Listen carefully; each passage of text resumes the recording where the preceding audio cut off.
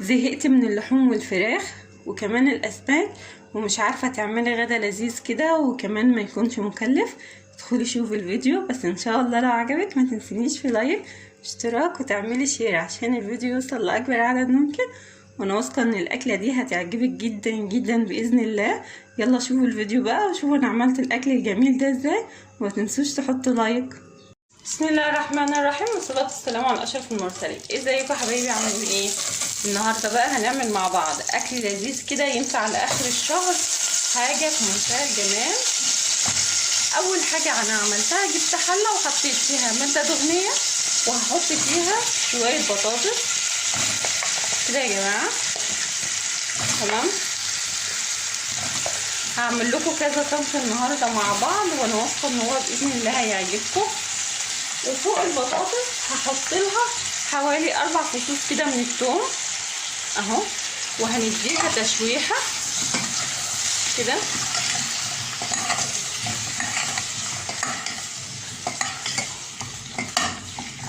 يبقى انا عملت ايه هنا؟ جبت حله حطيت فيها ماده دهنيه سواء زيت سمنه زبده زي ما انت بتحبي، وحطيت فيها بطاطس. كميه البطاطس دي زي ما انت عايزه على قد ما يكفي اسرتك. وحطيت كمان يا جماعه شويه من الثوم وقلبتهم كويس اهو، بس اقعدي قلبي فيهم حوالي دقيقتين كده.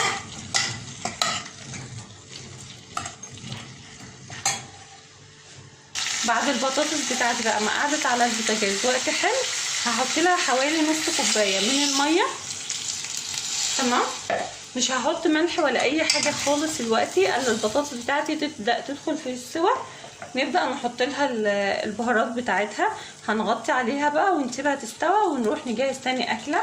يلا بقى نجهز تاني اكله عندنا، وانا عارفه ان الاكله دي ليها عشاق كتير جدا. ديت يعني معلقه كبيره كده حلوه من الطحينه، هحط عليها كده شويه من الزيت اهو، بس يعني ايه حوالي 5-6 معالق كده، شويه زيت كتار. انا بحب اعمل الاكله دي بزيت كتير، وهبدا اقلبهم بس كده، يعني هفك الطحينه بتاعتنا بس شويه. عندي بقى هنا ايه يا جماعه؟ عندي هنا جبنه حادقه، يعني محدش يقول لي انه ما بيحبهاش، بس احنا بنحب ناكلها بالطريقه دي اهو. وهبدا بقى اهرس الجبنه الحادقه بتاعتي دي. الجبنه الحادقه يا جماعه بتحب شويه زيت كده كتار، يعني بتبقى غرقانه في الزيت اهو. وهنهرسها بقى كده بالمنظر ده مع الطحينه. بصوا وهم كده وهم. وكمان الطحينه بتقلل شويه من الحرقان بتاعها اهو. تمام، انا حبيت اهرسها في حاجه واسعه شويه وبعدين هحطها في الاطباق بس عشان ما تبهدلش الدنيا وانا بهرسها، وكمان تكوني واخده راحتك.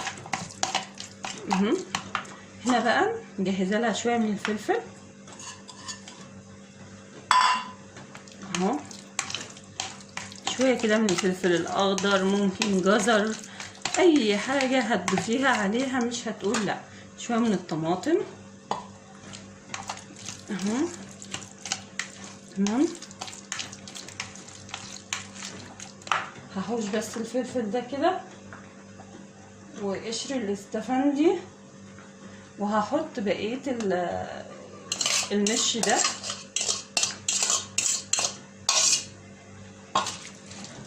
اهو.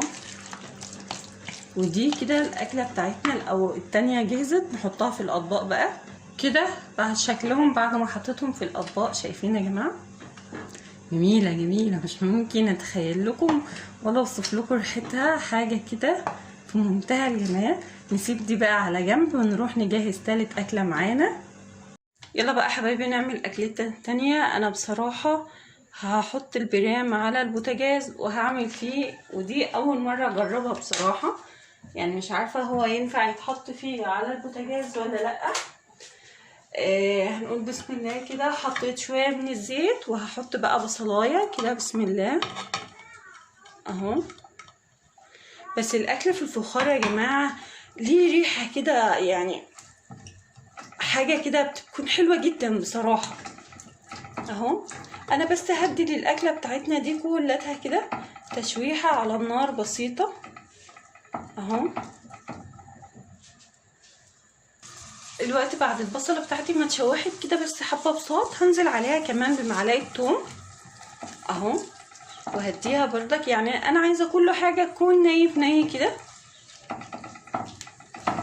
كده. بسم الله. انا بصراحة اول مرة احط الفخار على النار، فانا هشوف النتيجة هتكون عاملة ازاي. انا سمعت انه ممكن تطبخي فيه عادي، بس المهم تكوني حاطة تحت منه صاجة. فانا عملت كده، حطيت صاجة وشغلت عليه. هحط بقى كمان، يعني انا حطيت بصلايه وسط، معلقه توم، هحط لها معلقه واحده كمان من الصلصه. دي صلصه البرطمانات، ما عندكيشي ممكن تستعملي صلصه انت مجهزاها في التلاجة. بس بتبقى تدي يعني قوام شويه كده. بس على العموم انا بعملها في البيت برضك يا جماعه. صلصه البرطمانات هتلاقوها عندي على القناه. بعد ما خلاص البصله بتاعتنا كده دبلت هي والتومه وبدات تحس بريحتها، عندي هنا بقى يا جماعه طماطمتين مبشورين كده وسط. بسم الله. ومعاهم كمان 3 حبات من الفلفل، يعني انا حاطه 2 عادي وحاطه 1 حامي عشان يخلي الاكله كده سبايسي وحلوه. لو انتي مش عايزه الحامي ده تقدري تشيليه. وهنشوح بقى كل ده مع بعضه كده اهو.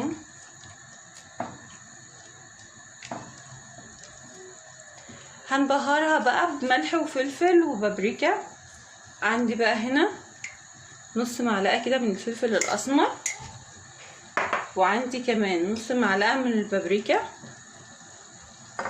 ونص معلقه كمان من الملح بشكل، كمون، كزبره، فلفل اسمر بتاع كمون، كزبره، شطه اهو.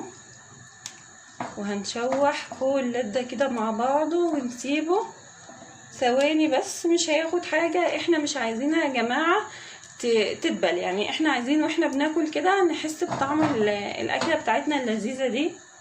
الوقت بقى حبايبي بعد الاكله بتاعتنا كده ما خدت ودت مع بعضها، عندي هنا بقى انصاف من البيض المسلوق. تمام، هبدا احطه كده. بصوا يا جماعه، جربوا الاكله دي، حلوه جدا جدا ما شاء الله عليها، يعني حاجه كده تفتح النفس بصراحه اهو.